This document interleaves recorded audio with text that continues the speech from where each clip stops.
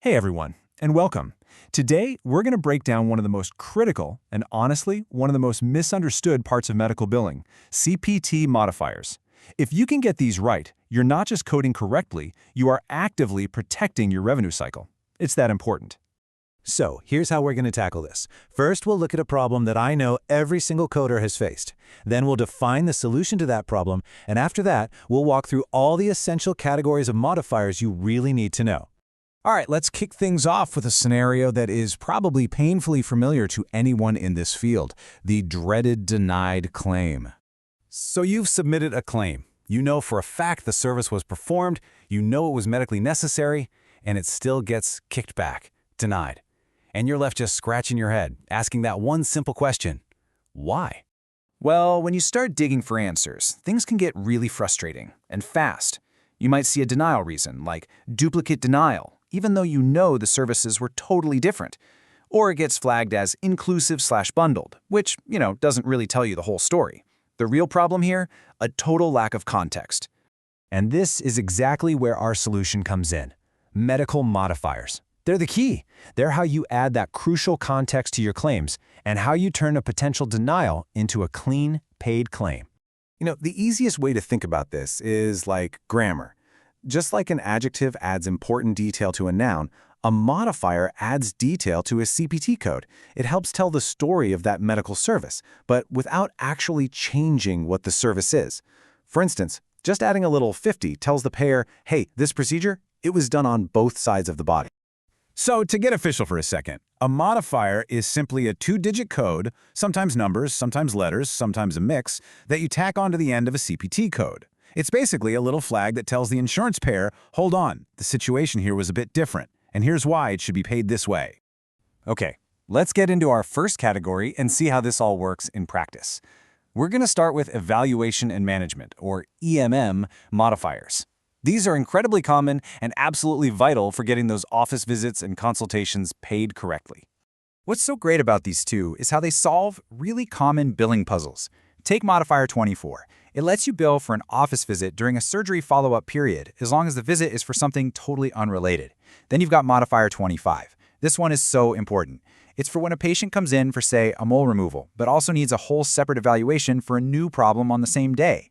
It's your way of telling the payer, hey, these were two distinct, totally necessary services.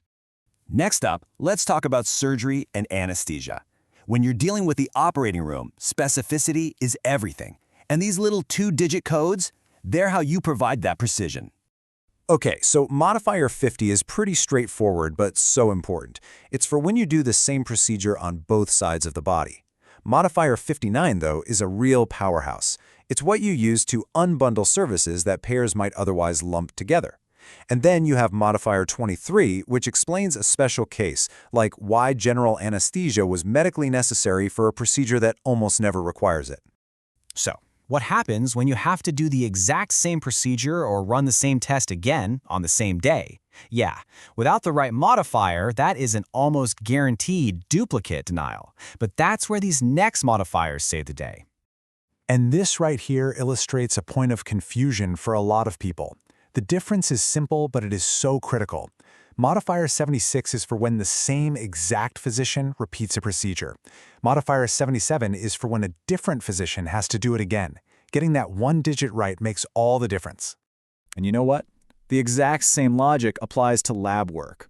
Let's say you're monitoring a patient's blood sugar throughout the day, so you have to run multiple tests. Modifier 91 is how you communicate that each of those tests was a separate medically necessary event, and not you just, accidentally billing the same thing over and over again.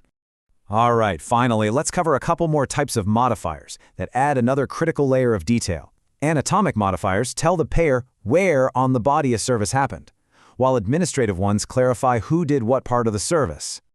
Now this chart is a perfect example of just how specific you can get. I mean, you've got your basics, right? LT for left side, RT for right side. But look closer. There are unique codes for every single finger and every single toe. That's the level of precision that stops a claim denial in its tracks.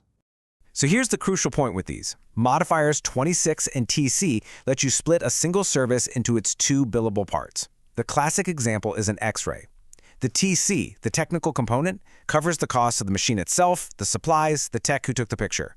The 26, the professional component, that covers the radiologist's time and expertise in actually reading the image. Both are essential, and both need to be billed correctly. All right, so let's bring it all home. At the end of the day, modifiers are so much more than just a bureaucratic checkbox. They are a vital communication tool. They provide the why behind the bill, they tell the full story of patient care, and they prevent those common frustrating denials. Honestly, mastering them is a true cornerstone of any healthy revenue cycle. And that brings us to one final thought to leave you with. As medicine gets more and more complex, more personalized, how will these seemingly simple two-digit codes need to evolve to really capture the full, true story of patient care? Something to think about.